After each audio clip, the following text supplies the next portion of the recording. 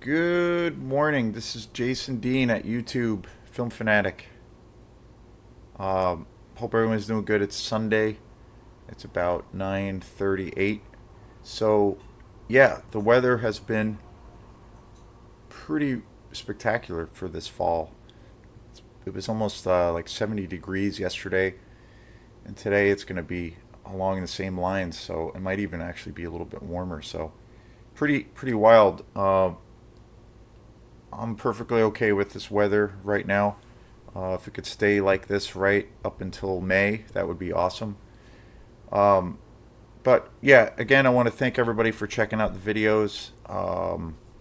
It's been really cool. I'm gonna be doing an interview that's gonna be uploaded maybe later tonight or so. But I'm gonna be doing a video tonight with my buddy Emmett Laylor, who is a great friend of mine.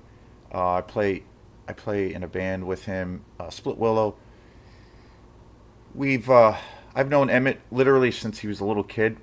We have a super long history together. It's pretty cool. Like we many years ago when well, basically, the long story in a relatively short version. I When I went to school, when I went to Berkeley, I came back, came up to Maine a bunch of times. When I was a kid, when I was in middle school, my family, my mom and dad, well, both of my parents are originally from New York City. My dad is from Long Island, and my mom lived in New York City. Like she lived in Queens and Brooklyn for a long time, and then she moved further upstate to Rockland County, where I was born. And my dad lived in Long Island, and he used to be for a long time he was a professional photographer. So growing up, he had a he had a working business, a photography business. So he used to do a lot of gigs and work where he would be in the city and also Long Island and kind of in the tri-state New York area. And he mostly was doing weddings and whatnot. He did other things outside of that. He did do some shoots for various models and stuff, but it was basically he mainly focused on doing like real commercial work. And but anyway, so my family, they're always, and most of my family still lives in New York, but my folks really, I remember in high school they got really kind of sick and tired of like living in New York, and they really wanted to change. And I was going to be moving to Boston to go to college, and basically kind of leaving the nest and kind of doing my own thing. So they wanted to eventually move out of Maine, I mean out of New York. So, but during that time when I was in middle school, before they moved here officially, we used to go on vacation a lot. And one of the places that we had gone was up to Island Falls, Maine. And we used to travel around Maine a lot. We used to come up here on vacation.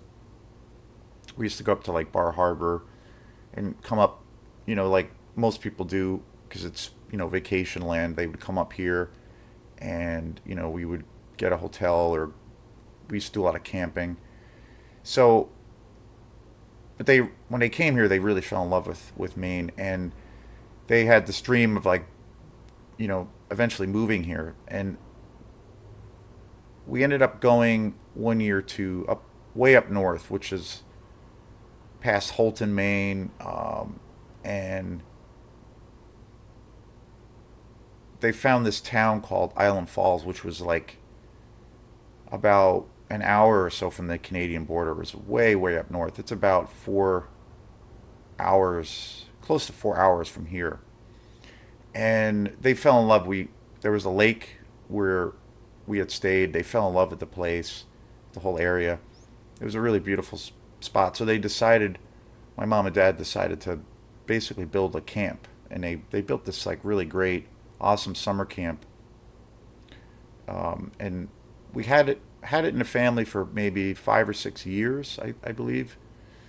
And so after they built it, they got a piece of land. It was right on the water, and we used to come up for like 5 or 6 years in a row. We used to come up every summer to Maine, and we would always go and stay.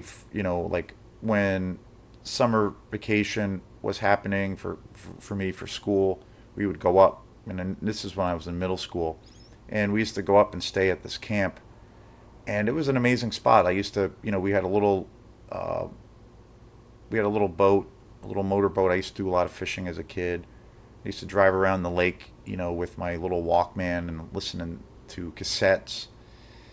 And there was, Island Falls is a tiny, tiny little town, but there was like a pretty giant general store or like a supermarket that was there. There was a little bit of a downtown, and where we lived was kind of a touristy area, so there was like a big giant game room and a bunch of hotels. But a lot of people lived around this lake, and it was an amazing time, and it was a really great, kind of. I have a lot of great childhood memories of coming up to Maine during that period, and but after about 5 or 6 years, they had some issues. They got involved with some legal issues with one of the neighbors who basically accused them of not really following the property line, and then there was all this controversy back and forth with. They got marred down with like legality, possible court cases as far as where their property line was and what they could build, and they had to deal with all this red tape and aggravation. So they got so frustrated with it that they decided to sell the place, and unfortunately, that's when it ended up happening. Was they sold the place, and then it went on the market, and then that was the end of the camp. It would have been awesome if, obviously, if any that stuff never happened, because it would have been great to have something like that in our family that, we could go to now. But it was an amazing spot, and so that place was eventually sold. But my mom and dad, and I was in high school when that kind of happened, and then eventually my mom and dad wanted to move here permanently. So they found a place actually right down the street from where I am in Northport. So, and I was away at school. I went to Berkeley, and then I would come back to Maine and check out other areas of Maine, on my breaks, and I would, stay with them on during college breaks and for the holidays and stuff. And I was at that time I was a little bit.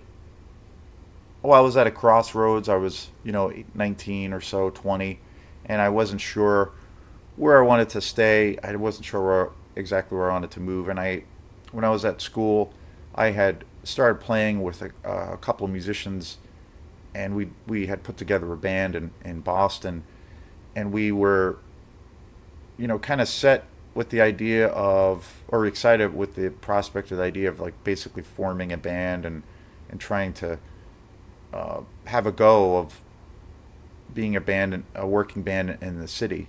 So we were going to do that, and I was going to live in Boston, but I was not really sure, like logistically and financially, how I could do it. So I was going back and forth as far as what I wanted to do. I knew I wanted to do music in some form or capacity, but I wasn't sure, and you know, it was tough. So I, eventually moved to Maine. I went back and forth for a long time between, Boston and Maine and even in New York. And so I ended up making the decision to kind of move here. And for a while, I lived at my folks, and I got a job at a restaurant. I got a restaurant at this place called Fitzpatrick's, and it was a mom and pop restaurant, and I worked there for almost 10 years. And during that time, I started to make some connections here in Maine and started playing in a few bands, and slowly, was I was slowly building a little bit of a connection here, and I was starting to, you know, play in a few steady bands, and we were starting to gig out, and things were going pretty good. But I was also working full time, so it was very hard, you know, having the time to do it all. But I was doing it. But during that time, um, there Emmett, who I'm going to be doing this interview with, started working there at Fitzpatrick's, and his dad Jack owns a jewelry shop in Camden, and Jack used to come in every day to Fitzpatrick's for like breakfast and lunch, and got to know him, and he was great. He was really into music, and he got both his sons, Emmett and Crockett, to both start working at Fitzpatrick's, and it was their first job, and they were like really, really young, like maybe 14 or 15. They started helping out, like doing odds and ends there, cleaning, and then some dishwashing, and so, I knew Emmett I've known him for an incredible amount of time, and so he used to come and we worked together for a long time, and then eventually, um, fast forward about 6 or 7 years ago, I was playing a gig somewhere, and I think I was playing a gig in Camden with these other guys I was kind of doing these various projects with, and we were playing this gig down in Camden on the Camden Harbor, and I remember, and I knew at the time Emmett was really into music, and he was playing guitar a little bit, and he was working at it, and then I remember he was also involved with this gig.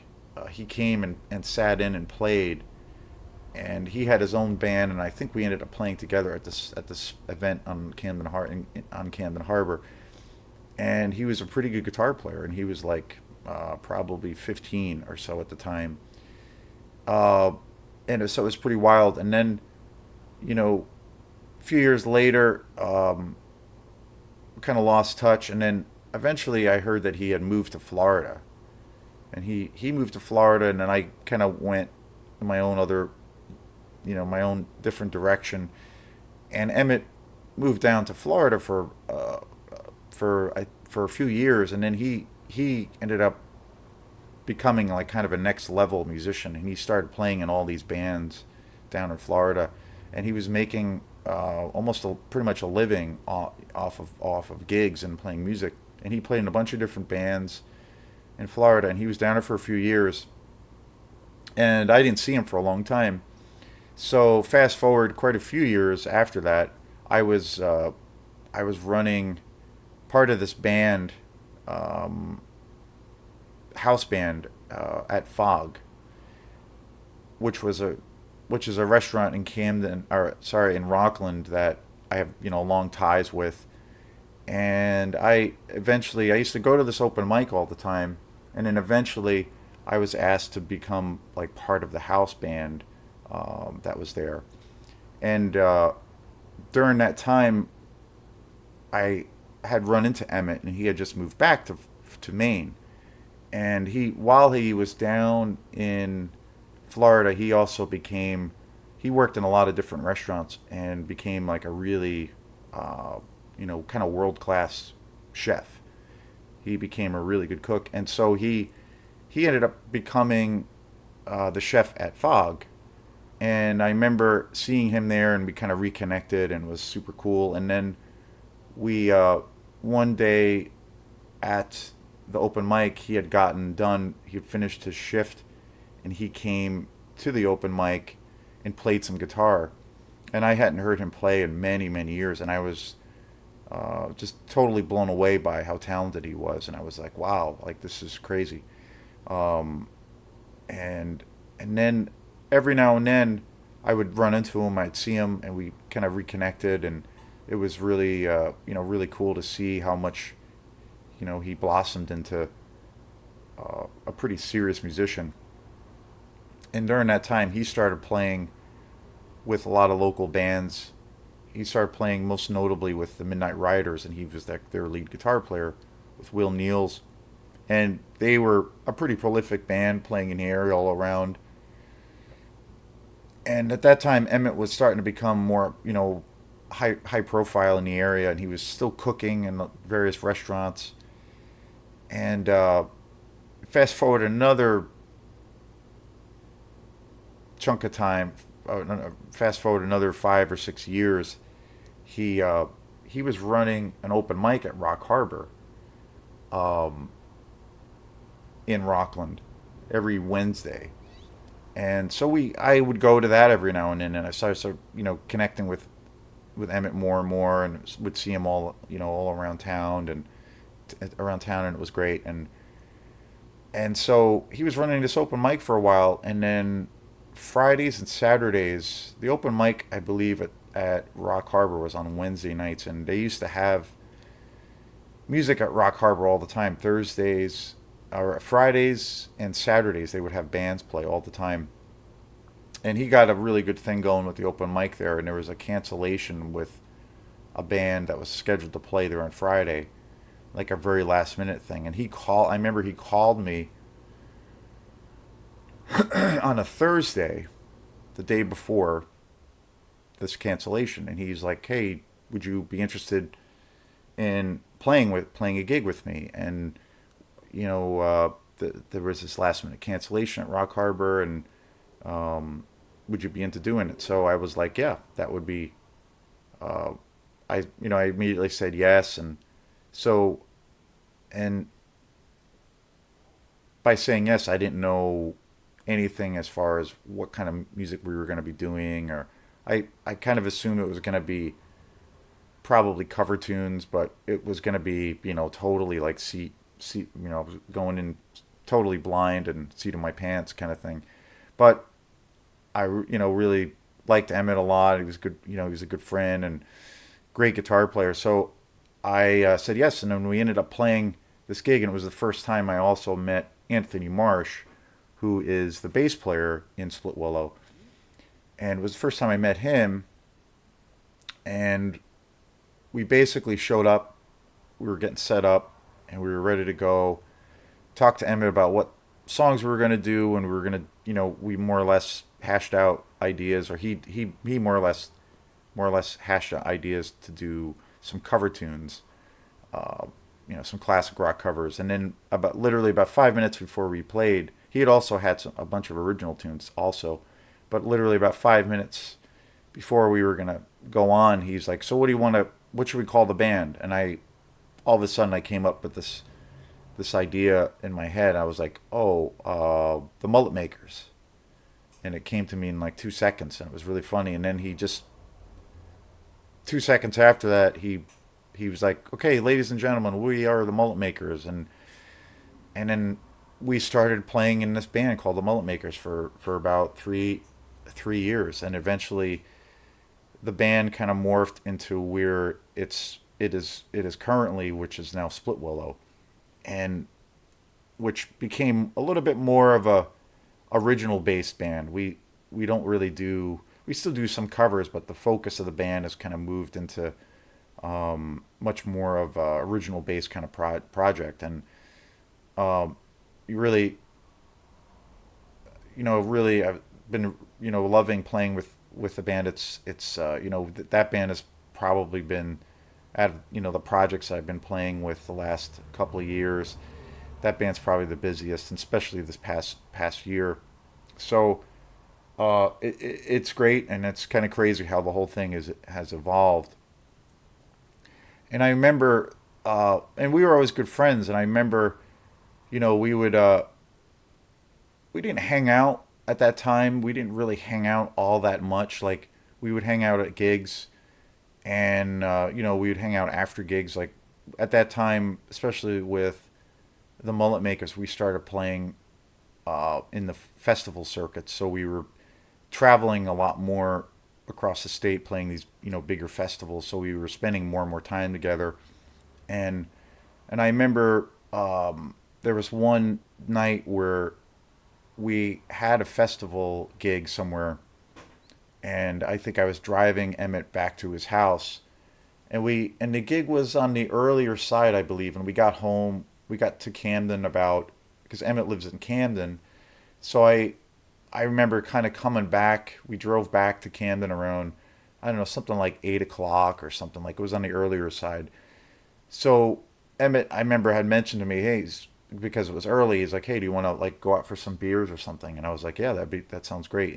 And right across the street from where Emmett lives is Cuzzy's, which is like kind of just a regular kind of dive bar right across the street. So we ended up going out for some beers afterwards, and we were just chit chatting and talking and stuff, and somehow we started talking about movies or something. And like I had just seen Hereditary, Ari Aster's movie, and I had just seen that movie, and I really really loved it. And then I remember we were talking about that movie, and that he had seen it, and then we were talking about the other movie we started talking about was Robert Eggers' The Witch.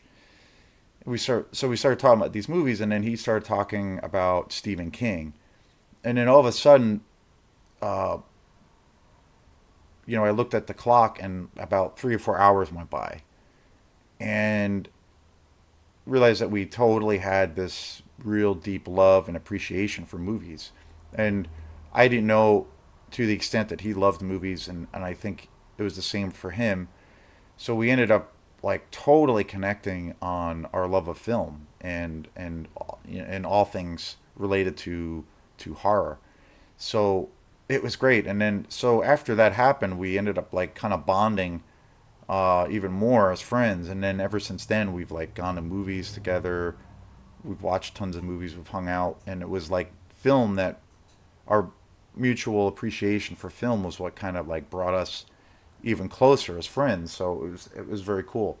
So today I'm going to be doing a show at Emmett's house, and we're going to be doing a show for the YouTube for this YouTube channel. We're going to be doing a show where we're going to be talking about all things related to Stephen King, and we'll talk about some other topics and other things related to the horror movie genre and some books and stuff.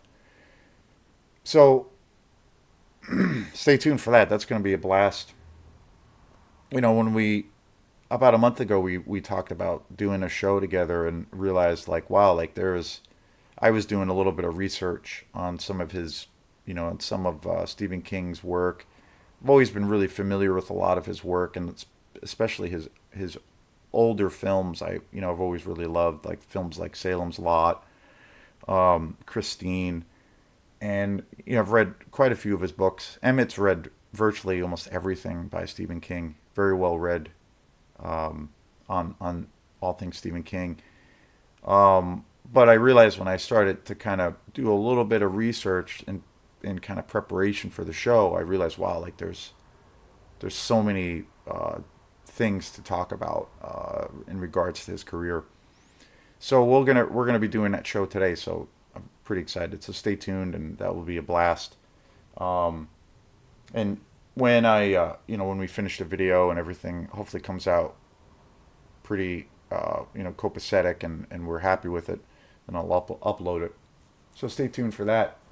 Um, the other thing too, I really want to say and share my appreciation for is I the last I've been uploading a lot of videos for the YouTube channel. I've been my schedule is a lot easier now as far as when and how I can do them. I have a little bit of a better technical setup with my laptop, and I have a pretty good microphone. And I've been doing the shows at kind of in a different time area. I've been doing them more in the mornings. I've been doing them almost every day or every other day or so, and my schedule is a lot easier now, and the format's gotten a lot conducive to my schedule to to be able to do these videos. So I've been doing a lot more of them. So it's been a blast. But one of the most surprising things that's been happening is like some of the videos I've been posting have really been getting a lot of views, and I've been really super excited. So I really appreciate people really checking out this whole crazy weird thing that I do, and it's been really awesome. And some of the videos I've been doing, most of the shows I've been doing, a lot of the focus has been on a lot of like more obscure kind of grindhouse horror films. So, but again, I try to cover everything. Like this show is going to be part two of the Avengers franchise. So it's been so I try to mix it up. And the other thing, the one thing I've been so blown away by, because I've been doing a lot of movies that are maybe not so commercial, I've been really surprised by the amount of views they've been getting and hits they've been getting. I have a few videos, probably about 3 or 4 videos, about 4 videos at this point that have a couple thousand hits each. So I've been really blown away by that, and I really appreciate people checking out the videos and sharing them, and it's been really great. So I really appreciate that. So today, today's show is going to be about the Avengers Infinity War. This bad boy right here. I just the other day I did a show on the first Avengers movie, and huge fan of this franchise. The only movie I'm not going to be covering in this series is going to be the Age of Ultron. I I really I don't know, was kind of let down, disappointed, and overall disappointed with Age of Ultron. It's okay, I've only seen it once or twice, but I just don't really have a desire to really include it with the series. The first Avengers, I think, is amazing. Infinity War, which is this one here, and also Endgame, are the movies I really love. My favorite probably being this one right here, Infinity War. I just think it's like one of the most spectacular uh, stories ever captured on the big screen. It's just an amazing film. I also like. I've seen this movie so many freaking times. It's just amazing. I just finished it again the other night, and I can't say enough for this movie. I think it's one of the greatest like spectacles to see on the big screen. I saw this in the theater, and I've bought it since then on Blu-ray, and I've seen it multiple times. And I just think this movie is just what is everything I was hoping for, but even more. Um, it's such an epic film, and the scope of the way the tale is told, and the how complex things are. Just an amazing film, and I really equate this to being one of the great classic movies. For It might be my favorite comic book movie of all time, but the Blu-ray transfer is just unbelievable, so amazing and incredible. And so, if you get a chance, you need to see this. Um, just an amazing movie on so many levels. So this is Jason Dean, Film Fanatic. So if you get a chance, please like and subscribe to my channel. And again, thanks for everybody's work. Thanks for everybody chiming in and checking out and making these videos more and more popular. So thanks again, and we'll see you soon. Bye.